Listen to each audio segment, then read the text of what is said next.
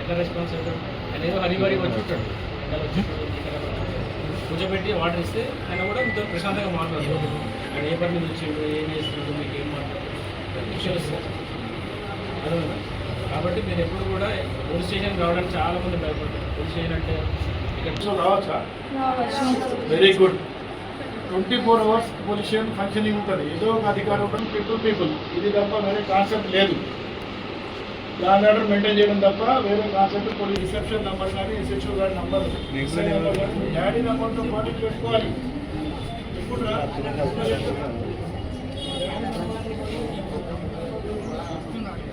ఫాస్ట్గా ఆన్సర్ చేయాలి, with రేషనల్గా answer చేయాలి. ఫాస్ట్గా రేషనల్గా ఆన్సర్. ఫోన్ బరేగా కరోడ్పతిలో ఎట్లుంటుంది ఆన్సర్, ఎట్లుంటుంది అక్యురేట్ ఉంటుంది. ఒకవేళ అక్యురేట్ లేకుంటే చాలా హ్యూజ్ లాస్ అవుతుంది. అదేవిధంగా మీరు కూడా మీది రియాక్షన్ అనేది ఎంత ఫాస్ట్గా మీరు రియాక్ట్ కాగలిగితే సొసైటీలో మీరు అంతకాలం మంచిగా ఉండగలుగుతారు. చూద్దాం.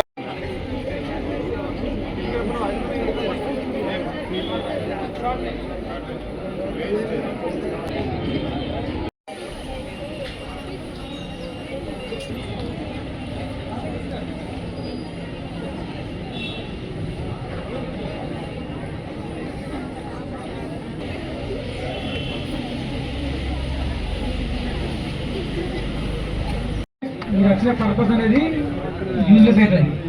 సో మనం వచ్చిన పర్పస్ ఏంటంటే దాని మీద ఫోకస్ చేస్తే ఎంతో కొంత నాలెడ్జ్, మేము బేసిక్ నాలెడ్జ్ ఇప్పుడు మీ స్కూల్ వల్ల కూడా కొంతమంది వచ్చారు.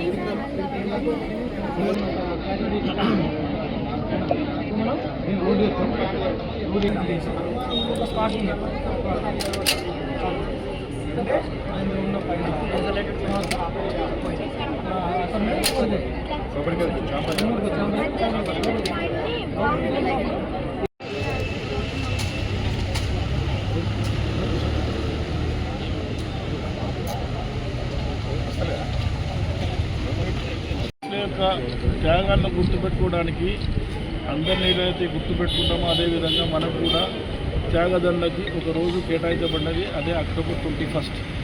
ఎవరైతే విధి నిర్వహణలో దేశవ్యాప్తంగా కానీ మన రాష్ట్రంలో కానీ అమరులైనారో ప్రజల సేవ గురించి వాళ్ళ గురించి మనం ఒకరోజు కేటాయించడం అదే అక్టోబర్ 1. అది పోలీస్ కమమేషన్ డేగా పిలువబడుతున్నది. సో దాన్ని పురస్కరించుకొని మనము ఈ 1 వీక్ మొత్తము పిల్లలకి కానీ స్కూల్ పిల్లలకు కానీ కాలేజ్ పిల్లలకు కానీ లేకుంటే పౌరులకు కానీ పూర్తిగా పోలీసు యొక్క సేవల మీద అవగాహన కల్పించడానికి మనం చర్యలు చేపడతాం. అందులో భాగంగానే ఈరోజు ఓపెన్ హౌస్ అనేది పోలీస్ స్టేషన్లో పెట్టడం. ఈ ఓపెన్ హౌస్లో మనకు పోలీస్ కమ్యూనికేషన్ ఎలా జరుగుతుంది వైర్లెస్ సెట్ ద్వారా కానీ లేకుంటే వేరే కమ్యూనికేషన్ మీన్స్ ఏమేమి ఉన్నాయో దాని ద్వారా, తర్వాత అలాగే వెపన్స్ మన దగ్గర పోలీస్ స్టేషన్లో ఏమేమి వాడుతున్నాము. గతంలో వాడే వాళ్ళం ఎక్కువ, కానీ ఇప్పుడు మనం వాటిని చూపెట్టాలి, ఎగ్జిబిట్ చేయాలనే ఉద్దేశంతో స్కూల్ పిల్లలను పిలిపించడం జరిగింది. వాళ్ళకు దీని మీద ఈరోజు అవగాహన కార్యక్రమం. అదేవిధంగా పోలీస్ స్టేషన్లో ఫంక్షనింగ్ ఏముంటుంది, వాటితో పాటు సైబర్ క్రైమ్ చాలా ఇంపార్టెంట్, పిల్లల మీద చాలా ఎఫెక్ట్ చేస్తున్నది. సో దాన్ని కూడా వాళ్ళని ఎడ్యుకేట్ చేస్తే అట్లీస్ట్ వాళ్ళ పేరెంట్స్ అన్న వాళ్ళు ఎడ్యుకేట్ చేయగలుగుతారు. సైబర్ క్రైమ్ వల్ల కొన్నిసార్లు ప్రాణాలు పొడగొట్టుకుంటున్నారు, ఎందుకంటే అంత ఎఫెక్టివ్గా సైబర్ క్రైమ్ వర్క్ చేస్తున్నారు సొసైటీ మీద. సో దాన్ని మనం అవాయిడ్ చేయడానికి దాని మీద కూడా కొంత అవగాహన కల్పిస్తాము.